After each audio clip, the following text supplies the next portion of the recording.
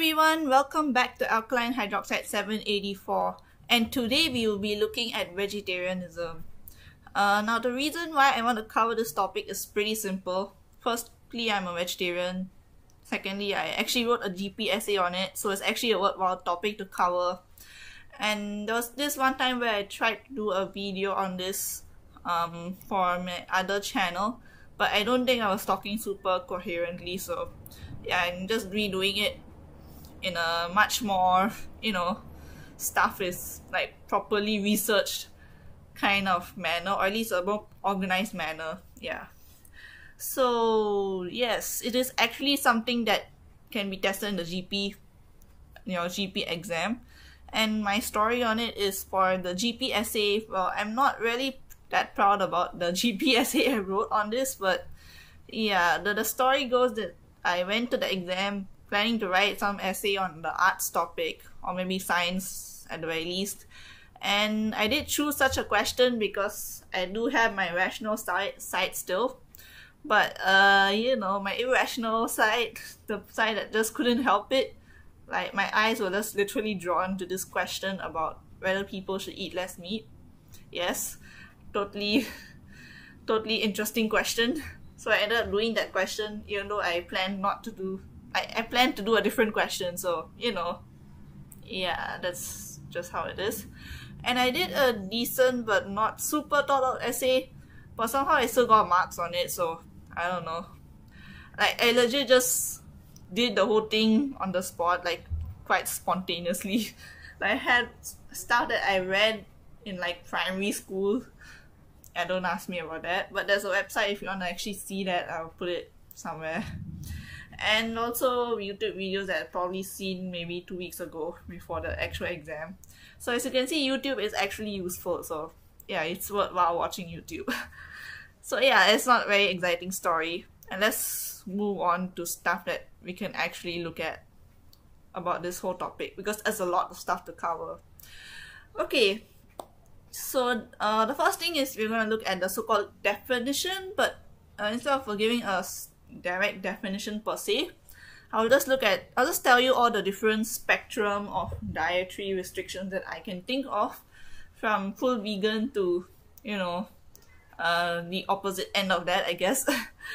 So if you want to start from full vegan, I think that's pretty obvious. You just eat only plants. There's no animal products.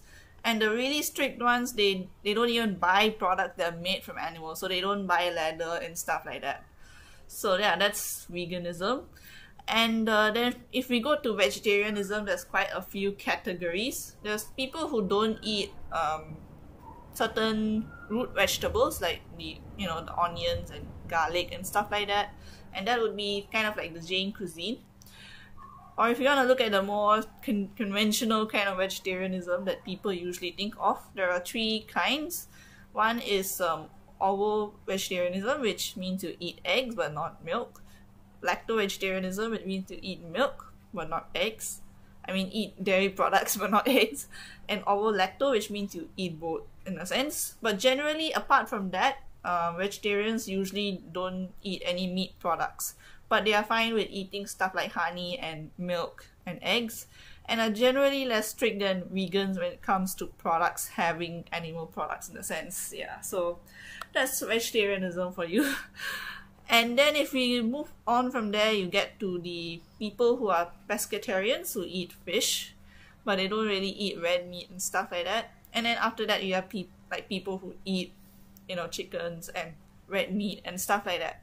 Of course, you also have like all the religious restrictions, like in Islam you cannot eat pork, in Hinduism you cannot eat beef, and yeah, basically have all those restrictions that come with the religion. So that's basically the whole spectrum of restrictions that people impose on their diets, and not due to health reasons but due to cultural or other reasons usually. I mean, unless maybe the vegans, they choose it because of either due to health reasons or due to environmental reasons or ethical reasons. So yeah, that's the many different kinds of restrictions people can have, and yeah, that's how we are gonna roll. Now let's move on.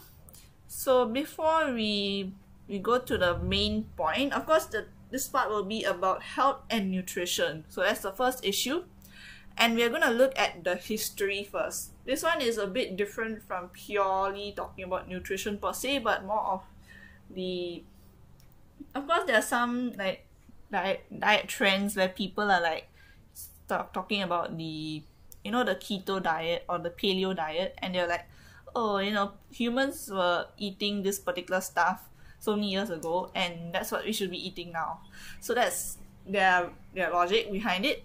But the truth is, humans have legitimately evolved due to agriculture. So I'm telling you once and for all, being a vegetarian isn't disadvantageous. You will not be disadvantaged in any way. And actually there's this Nat Geo article that will be probably right somewhere on top of the list. And according to that, there's no one ideal diet for humans, and in general, you're better off eating foods that exist in terms of your culture or in terms of your cuisine per se or your environment. So what that means is, let's say if you're in India, you get a lot of vegetables, and you get like, or if, depending on whether you live near a coastal area or you live near a place where it's easier to do agriculture, yeah, you eat the stuff that you get from that. Like what kind of source is easier for you to get food from. So in India, you can eat like Indian vegetables, which are all actually quite interesting. There's such a huge variety of them. And you can eat stuff like mangoes because, you know, the climate provides for that. Whereas in temperate climates, you would probably get to eat more apples and seasonal crops usually. And if you want to look at the extreme case scenario, the Inuit people are they in the Arctic? Yeah, in the Arctic, there's a group of people called the Inuit, and they probably live in igloos and stuff like that. And they actually eat almost exclusively stuff like seal meat and like stuff that has a lot of vitamin A in it, and it works for them. So, you know, doesn't mean the rest of us have to follow that though. It only makes sense to follow it if you literally live there all the time. So yeah. So in other words, do not blindly follow stuff like the keto diet or paleo diet, but at the same time, I'm not going to discredit them or something. I'm just saying that not everyone is suited for it, and at the same time, even whatever I say here, you shouldn't blindly listen to it as well. You're supposed to form your own opinions and decide things for yourself. Okay. Anyways, let's move on to the actual stuff that I want to talk about when it comes to health and nutrition per se. So yeah, the first point, for the bodybuilders, well, there's definitely a fair share of vegetarian ones. So yeah, I don't see the point in providing a source for this. Just find that yourself. Okay, but for the rest of us plebeians who don't care about this kind of thing, we look at something that's more fundamental and more essential per se. So the first thing that people are usually concerned about is zinc, because it's quite easy to get it from stuff like seafood or something. But the thing is, vegetarians can still get quite a bit of zinc from stuff like lentils and nuts and seeds and stuff. So, you know, it ain't all bad. Next one, proteins. That's more for the bodybuilder part. But even for normal people, we need them because they're one of the 4 macronutrients. But we do get sufficient protein, hopefully, from stuff like lentils and nuts and stuff. Yeah, I just told that, so yeah. And, you know, by the way, it's a good thing we all like peanut butter. Yeah, great. But something that's more concerning compared to these stuff, like these kinds of things, is something called vitamin B12. Oh yeah, by the way, iron is also quite hard to get from plant sources, usually because the iron in plant sources are a bit harder to absorb. But for the most part, I think we're doing fine, hopefully. Yeah. Yeah, that's the main concern with, you know, vegetarian or vegan diets. That is more so for vegan actually. So the main concern with these is the nutritional deficiencies. So you might want to just be aware of whether you do have a deficiency, and if you do, maybe take some supplements. But anyways, I'm digressing. The main thing that people are usually concerned over is vitamin B12. And apparently in the past, people would just get it because, you know, not everything was particularly hygienic. So B12 came from the soil, like literally just dirtiness help people get B12, which sounds a bit contradictory, but it makes sense somehow. So I mean, that's just how it worked. But nowadays everything is really processed and clean and everything, so it's kind of hard to get B12, and usually it's only found in animal products. So for vegetarians, they can still probably get it from milk because milk is an animal product. But for vegans, they might have a bit of a hard time getting enough B12 because B12 is actually quite important. Yeah, so it's mostly the only major nutritional issue that people might have to worry about. Yeah, so what's to say, being vegetarian doesn't really deprive you of nutrients as much as you'd expect. There might be a few deficiencies, but for the most part, you can still live your life normally to some extent. But veganism, on the other hand, tends to be a bit more problematic when it comes to this, but that doesn't mean it's wrong to pursue it or anything, but you just have to be more careful about making sure that you get the nutrients that you need, like B12 or other vitamins that are generally easier to find in animal products. But if you are able to, control your nutrient intake and actually make sure you're doing that properly, then you can actually successfully go ahead and do a vegan diet for all that I care. Yeah, so I'm not gonna oppose that or anything. So yeah, so now let's move on. So these were like these nutritional deficiencies mainly the only argument against vegetarianism or veganism per se. So now I'm going to look at the positive effects of being vegetarian. So as I mentioned earlier, I cannot really say that just following a vegetarian diet would be necessarily better for each and every person, because you just heard that it can vary based on your climate, your environment, your culture, and what exactly you choose to eat per se. But generally you would probably have lesser carcinogens and a generally healthier diet. I'm saying generally in the most generic of sense. Yeah, so but if you have stuff like a lot of high fructose corn syrup and a lot of processed food and stuff, I'm not sure how much more you're gonna really be avoiding carcinogens. But usually meat generally tends to have more carcinogens like BBQ and red meat and stuff like that. But at the same time, apparently carcinogens aren't as impactful as you think. So yeah, it's not really the worst of your the main concern per se. It's more of just for healthier diet per se. But yeah, okay, if you want to give a real explanation as to how some people actually manage to become much more healthier after following a vegetarian diet, is probably the main reason is because they eat lesser fast food per se. Because if you think about it, even if there's vegetarian fast food, a lot of fast food is, well, non-vegetarian, and they also tend to be more popular that way. Like if you think about it, a lot of people crave for McDonald's, but I don't care for it. Yeah, so I guess maybe there is a connection between fast food and the fact that people eat too much of meat and stuff like that. So if you decide to become vegetarian after listening to me, like if you're newly vegetarian but you decide just to eat Oreos and Impossible Burgers, if you know what I'm talking about, well, you're not gonna go anywhere great with that kind of a diet, because Oreos and Impossible Burgers do not provide enough nutrition. So you must eat vegetables and stuff like that, and also lentils and stuff that actually gives proteins as well. But anyway, that's not the point. The point is, it's up to you if you want to argue for nutritional benefits here, because nutritional science to begin with is super hard to navigate, and many a times you're probably terribly lost even when you think you've reached your destination. Yeah, like it's kind of like thinking, oh, I'm gonna go from A to B, and after a while you think you've reached B, but in reality you're in the middle of nowhere.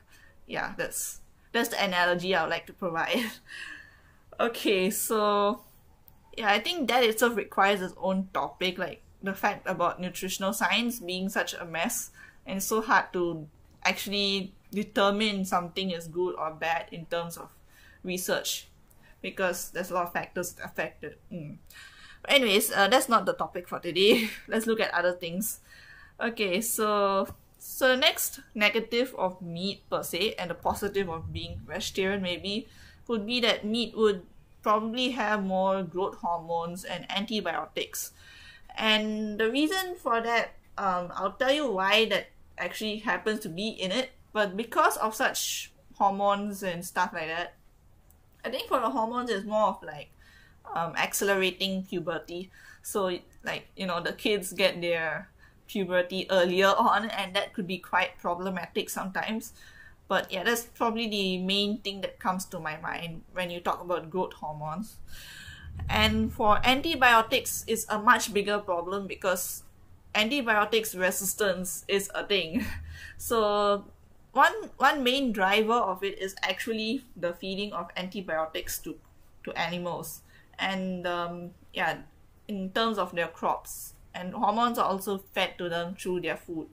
So the fact that there's all this excess antibiotics, which actually most of the time are not as needed as you think they are, like the farmers just happily put it in, especially those in developing countries who don't really have an idea of whether what they really need or don't need. They just give stuff because they think it will help, and it really just does more harm than good in the sense. It's even worse than the factor that comes from people abusing the antibiotics prescription.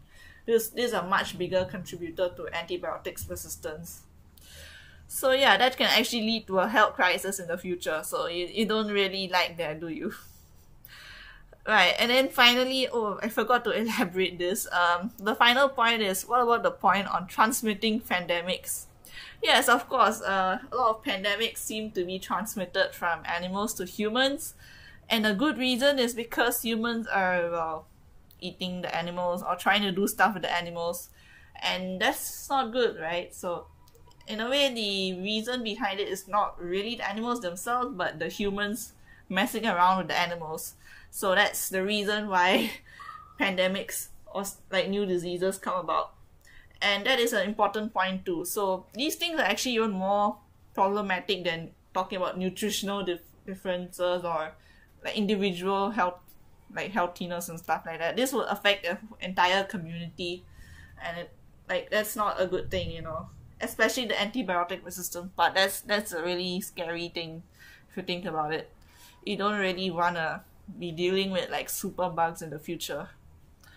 But this is what that might cause. Yeah. Okay, anyways. So yeah, that's for this particular section on health and nutrition.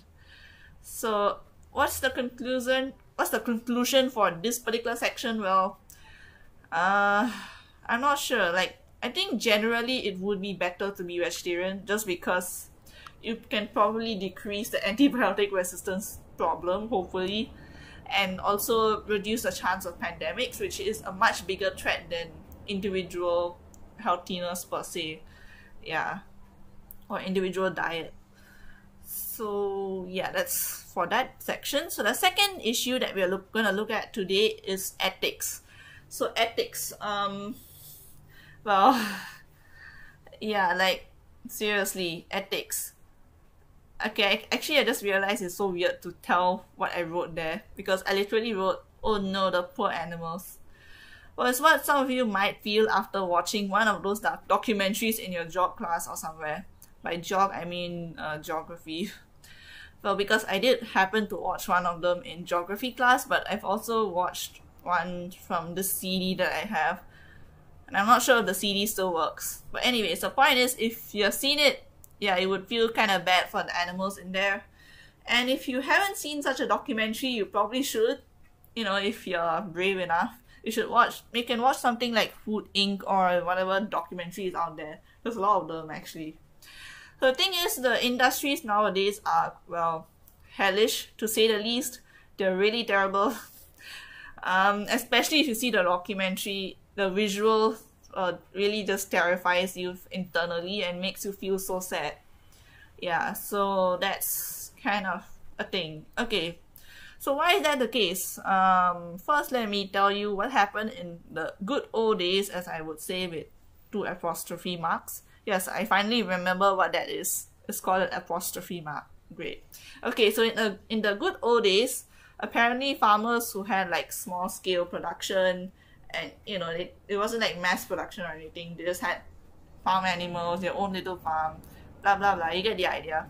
So they treated their animals with a lot of respect. They brought them up properly. They gave them sufficient space and treated them properly. And when they needed to kill them, they did it cleanly and quickly instead of torturing them. But now, after all the industrial revolution and the farming revolution and whatever revolution has happened, animals are grown in greater numbers than ever. Well, mass production, am I right? And well, mass production methods are used to grow and kill them. Well, you don't get what I mean? Okay. Well, first off, animals are kept in spaces way too small for them. They're literally crowded together in this small little space. And like chickens are like kept in this small little cage where they can't even move. Or cows are also kept in like little rectangular shape, you know, like prison cells like that kind of a thing. And apart from that, they are fed growth hormones and antibiotics, which you know I was talking about just now.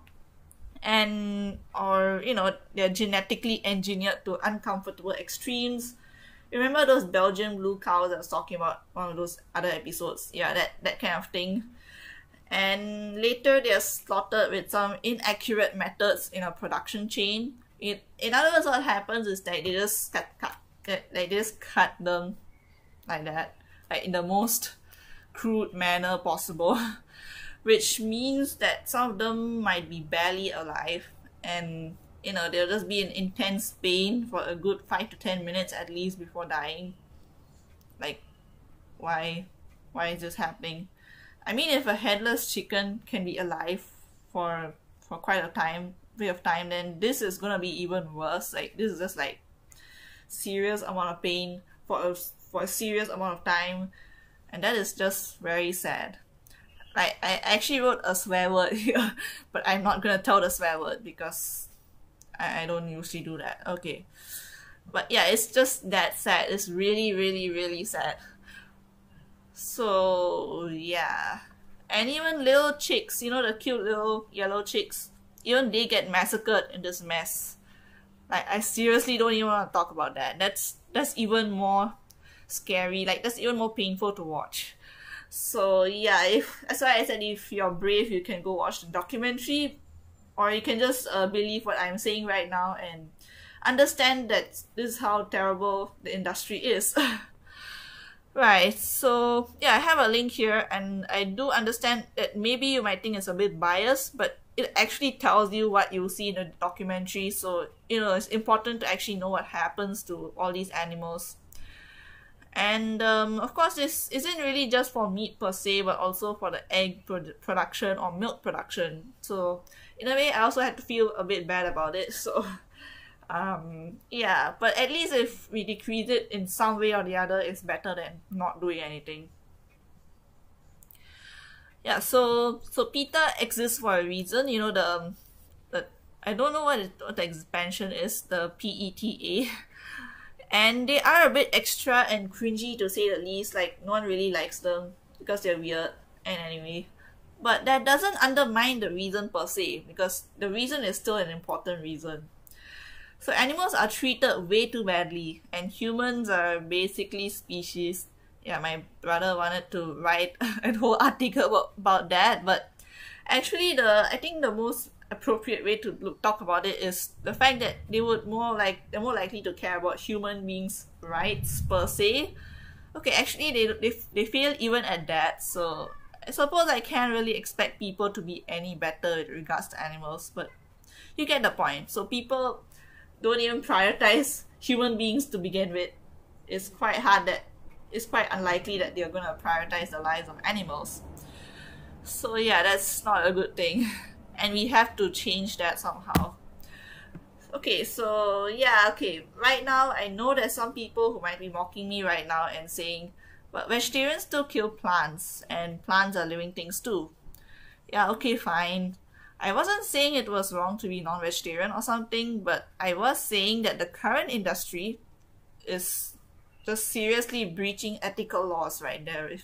If you see those documentaries, you can see how terrible it is. And actually, as I was typing out the later segments, I realized that by, in terms of the animal industry, it technically kills both the plant and the animals because animals have to eat the plants to grow. So, you know what? Vegetarians win. Here we go. Okay.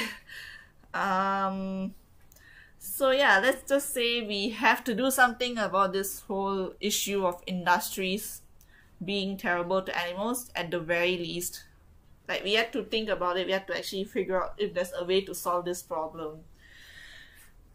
Right, okay, that got dark really quick. So now let's move on to the next thing, which is the environment. And the starting point of this is that if ethics wasn't good enough of an argument, I present to you the environment argument. Because, this is required for those people who are truly species and only care about human beings. And this kind of directly impacts humans, so, you can at least have a reason to be worried about it. Okay. So the simple fact is this. With our messed up mass production, growing animals uses a lot more resources and emits more pollutants than growing plants. And the simple reason is, well, if you want to grow an animal, you need to grow extra plants for the animal to eat. Logic. So even if you don't even care about anything else that comes from growing animals, the fact that they need to eat more plants than the plants that we can just directly feed people with just shows that, growing plants is more efficient. So comparatively, whatever effect of growing plants we have will be kind of multiplied twice or thrice for animals. Furthermore, animal growing uses rather dominant crops like corn and grains, certain wheats and stuff like that, or soybean even, which reduces crop diversity and further messes up the soil. So what I mean by this is that when you grow only certain, like 1 or 2 crops all the time, instead of rotating crops around or using crops according to a season, the nutrients in the soil will become depleted a lot in one kind of nutrient might get really over depleted because different plants will use slightly different nutrients in the soil. So yeah, this leads to nutrient depletion in the soil, and which means that the farmers are more likely to put fertilizer to enrich the soil again. And fertilizer is also a controversial thing and people don't like fertilizer. So you know what, just reducing the amount of plants that you require to feed animals will actually create a lot of, will also help them reduce the amount of fertilizer they need for the plants. And probably reduce pollutants and stuff like that. Okay. Yeah, so I have a bunch of links on that. And there's even some links on specifically the issue of monocrops, which is what I just talked about growing solely corn or soybean or something like that. Yeah. And yeah, in terms of resources, what I really mean are first of all, land, because land means, you cut down more forests just to grow all these plants. Water means that you need to use more water that you could otherwise use for other things. Fertilizer means that usually the water that you pour into the plants sometimes, runs off with some of the fertilizer stuff, like some of the toxins that might be in the fertilizer, and go into the waterways and, become problematic for the fishes and other living beings in the water, like the flora and the fauna in the water, and maybe promote algae growth and stuff like that. So there's really a lot of consequences to, fertilizer runoff due to these kind of overproduction of stuff like crops just to feed animals and stuff like that. But an extra problem with animals, like as if having to grow even more plants just to feed animals wasn't enough, is that unlike plants, which generally are net intakers of CO2 and only emit CO2 in night, well, animals emit a lot of CO2. And the most prominent example of this is, well, the cow. If you see that chart that I put an image, like a link to, you can clearly see it, like the cow really, well, it's like really the top one producer of CO2 and methane and stuff like that. Sorry, it's not just CO2, but more of methane and other stuff that comes in farts. Yeah. So cows have a nice little 4-stomach system, and that helps to eat the grass which is, well, good for them because it helps them survive, but it gives them serious gas problems. As if, well, humans' gas problems weren't enough, we now had to deal with the gas problems of cows. Great. Okay, fine. And even Bill Gates told that cows as a whole would be like the third highest, if you were to compare them with countries, they'll be like the third highest emitter, so I'm not sure what to say about that. Okay, yeah, this leaves me speechless, to say the least. Well, okay, fine. Of course, there's all these wacky inventions people are coming up with to help, use the methane to make some fuel and stuff like that. But honestly, that's actually quite hard and not the most efficient way of dealing with the methane. And it is much easier and much better to just not emit it in the first place. But yeah, like, before we move on, here's this underrated argument that I never wrote in my essay. And this would actually be kind of like an argument against, but actually it's not, I'm not sure what kind of argument this is, but okay, let's listen to it. So, yeah, this is kind of like an argument against suddenly becoming vegetarian, which honestly is not really what will happen anyway, so yeah. So what if everyone in the world were to just suddenly become vegetarian? Or even more drastically, vegan? Well, suddenly is a key word here, so like just overnight everyone just decided to no longer eat any animal products for that matter. And we would have this whole bunch of animals just not needed anymore, they'll just be there doing nothing. Like, there's so many cows and chickens that are they're like literally huge populations of them now. So these animals will just be neglected and eventually just die. And because they die, well, first of all, the industry would lose a whole bunch of money. More on the economics part later on, and the dead animals would just be another liability which can easily be cleaned up. They're not that easy to decompose or something. And from decomposing, they will then emit a ton of CO2 on their own and possibly even host certain bacteria or diseases that we don't really want to deal with. So actually, if you think about it, it's not a good idea for everyone to just suddenly go vegetarian, but more of to do this gradually. Which, I'm not sure if this is an argument that you can even talk about to begin with, but this might actually be like a new level of insight or something. But anyway, I didn't write this in my essay, so yeah, great. Okay, cool. But yeah, so the best way of getting out of mass production is actually gradually and not just all at one go. Right, okay, so now let's move on to the economics. But at the end of the day, right, it's still better to be vegetarian, so yeah, if that particular argument was just there for fun and dramatic effect. So yeah, okay, so yeah, let's actually get to economics. Okay, so time for the money matters. Arguably, I'm not super knowledgeable in this, and I even misspelled knowledgeable earlier, so I had to like correct it with the spelling corrector. But okay, cool. But with my basic knowledge of economics, well, thanks crash course. Yeah, there's a crash course on economics. Great, because I didn't take H2 economics, I just watched crash course instead. Okay, I'll nevertheless bring you through this, even though there isn't really much to really bring you to, because yeah, if I were to really get into the details, I would require a lot of time to actually explain it, and I also would require a lot of time to understand it, so yeah, never mind. So technically, if there were lesser animals grown, so I'm just going straight into like lesser demand means lesser requirement to supply the thing. So lesser animals grown, then the people who grow crops just for feeding livestock would get less money, so they have lesser plants to sell. Like they cannot sell as many plants now. And the people in charge of those industries that produce, torture animals would be left off without a viable job.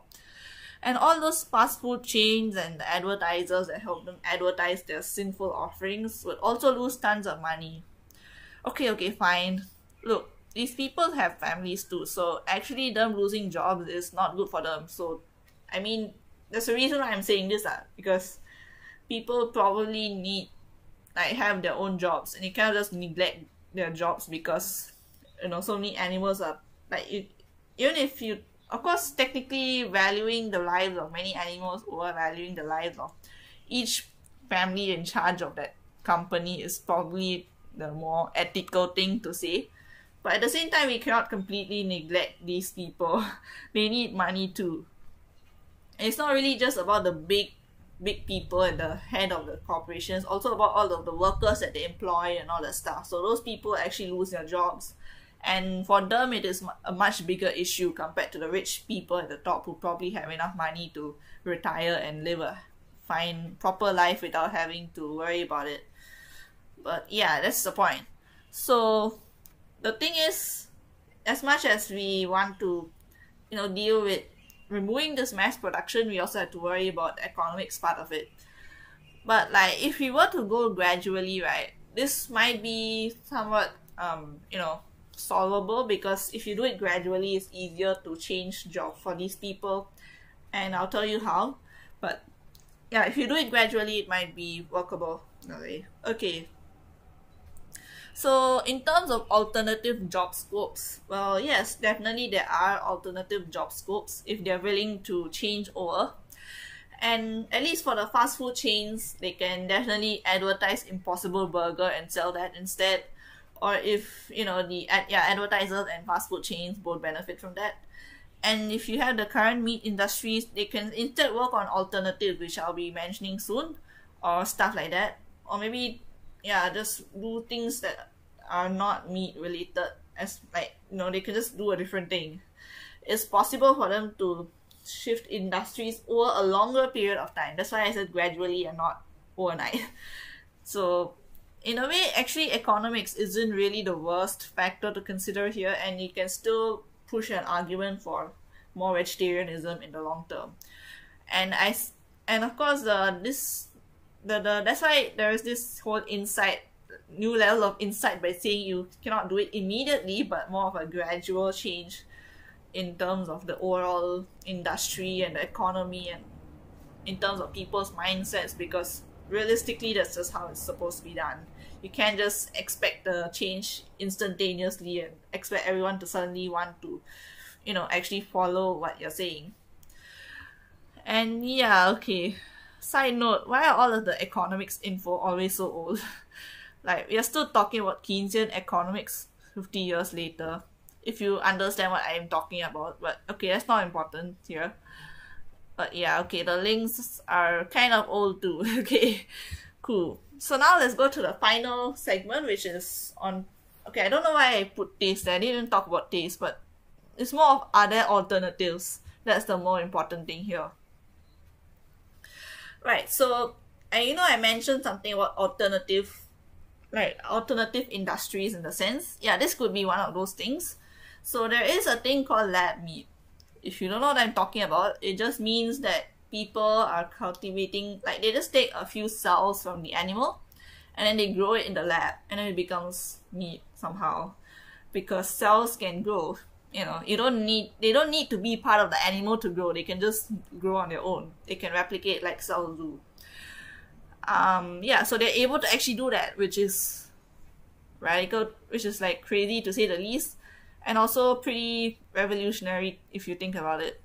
But honestly, for me personally, it doesn't concern me in the very least, because I'm not the target audience of this. I'm a vegetarian, yes. But even the target audience aren't very super hyped out over it, because apparently because of the word lab, it seems very clinical to them. So yeah, people aren't exactly hyped over this.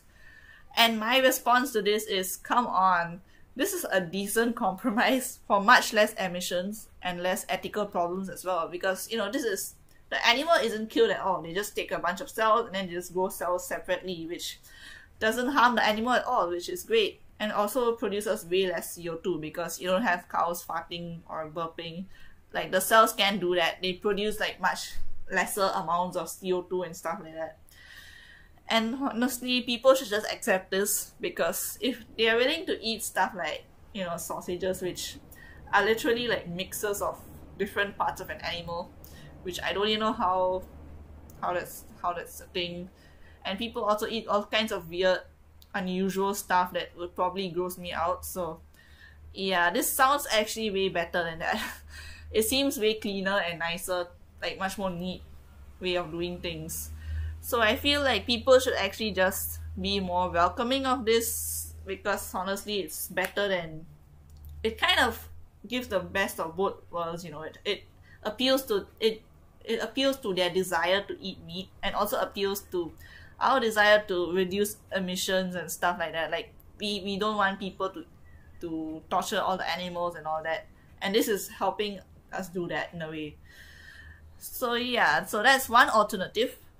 And for the other alternative is to use plants to make meat. And of course, by meat here, this is no longer real meat. It's just made of plants. It is stuff like the Impossible Burger, which I've been mentioning like how many times already. Okay, cool. But once again, this actually doesn't concern me, even though it is vegetarian. It is not made of meat or animal cells per se.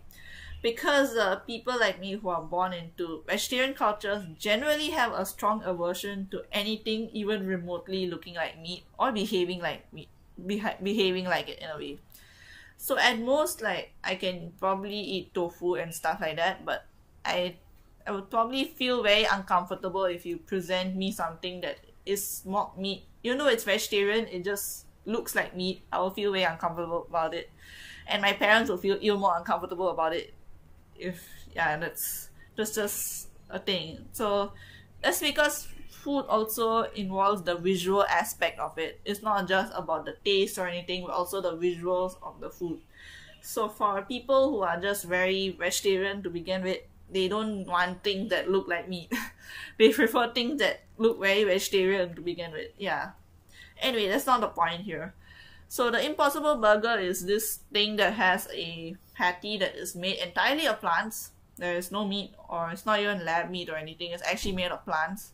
But it apparently feels and looks and supposedly tastes just like meat or something. So yeah, I'm not going there anytime soon. Yeah. But I feel like optimistic about such things existing because, hopefully it will attract more people to eat less meat because they realize that you can actually use plants to mimic it, and that would make them eat less meat overall. And this might probably be a bit easier than, I'm not sure which is easier, the growing lab meat or making fake meat out of plants. I'm not sure which is easier. But whichever one is easier, we still have these two alternatives that can help us go forward and get people to eat less meat. And it's a win-win for everyone. Yeah, it's also I literally wrote win-win for everyone, including the advertisers, because the advertisers can literally advertise anything. Great. Okay, cool. But a word of caution, if you want to go eat the Impossible Burger, it's not that healthy or something, so please don't eat it every day. It's actually quite processed and isn't exactly the healthiest thing to eat, so yeah. That's just a word of caution. But yeah, that's, in terms of the general overall trend, it's a good thing that it exists, I guess. Yeah, so I think in Singapore, I think Burger King already sells the Impossible Burger, and there's some other places that also sell it. So yeah, great. And yeah, that's the end of it. We are now finally at the end of this episode. So to conclude my like, in terms of all of these aspects that I've considered, in general it seems like it's a better option to actually go vegetarian for the most part, but at the same time we should be a bit aware of how to do this gradually and over time, although I feel like this would naturally happen because it's not like everyone will want to automatically become vegetarian. And even all these technologies that I talked about, the alternatives and stuff like that, will take a while to really become, really shine in the element and become more developed and more important. So it will take a bit of time for everything to happen, and I feel like hopefully over time people will be a bit more aware of the impact of their meat eating desires and try to limit them, or at least go for the alternatives and reduce emissions and stuff like that. So yeah, I think that's my conclusion for now. I hope you have a great number of points to write for your essay on vegetarianism if it ever comes up. Yeah, great. So with that, if you found this video useful, which I'm pretty sure you would have found this useful because there's some arguments that you might have not normally considered, I hope. If you did, well, press the like button and subscribe. And with that, I would like to say thank you and bye.